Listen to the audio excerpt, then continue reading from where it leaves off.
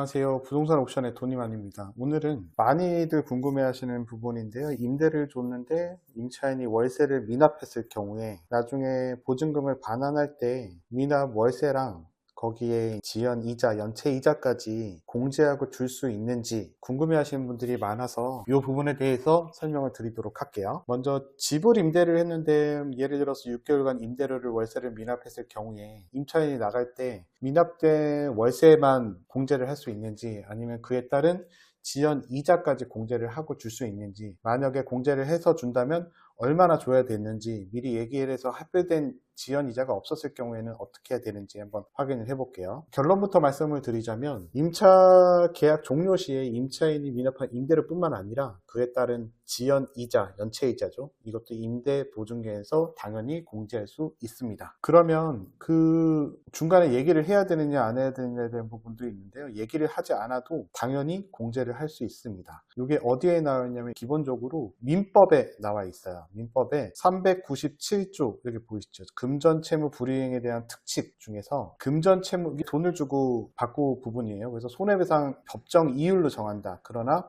법령의 제한에 위반되지 않는 약정 이율이 있으면 그 이율에 의한다. 요게 뭐냐면 원래 법정 이자가 민법에는 5%, 상법에는 6%로 규정이 되어 있어요. 그러니까 주택임대차 거래할 때는 얘기를 하지 않았으면 법정 이자가 5% 연체 이자를 계산할 수가 있고, 그 다음에 상가를 임대를 하거나 사무실을 임대를 했을 경우에는 상법 거래는 6%로 이자를 공제를 할 수 있습니다. 요게 보면은 여기에 나와 있듯이 채권자가 돈을 빌려준 사람, 임대인이라고 보면 돼요. 물건을 부동산을 임대한 사람, 손해에 대한 증명을 하지 않고 과실 없음을 항변하지 못한다고 나와 있는데, 이것도 이제 얘기를 하지 않고 미리 얘기를 하지 않았을 때 공제할 수 있다는 부분이고요. 이게 지금 397조가 요게 관한 사항이고, 70가 여기 있네요. 법정 이율은 얘기하고 당사자의 약정이 없으면 오픈으로 한다. 이게 5%라고 보시면 돼요. 그럼 상법에도 나와 있고요. 상법에는 54조의 상사법상 이율은 6%로 한다고 나와 있죠. 그래서 얘기를 하지 않았을 때는 이 정도의 공제를 할 수 있다. 이번 판례 하나 보고 갈게요.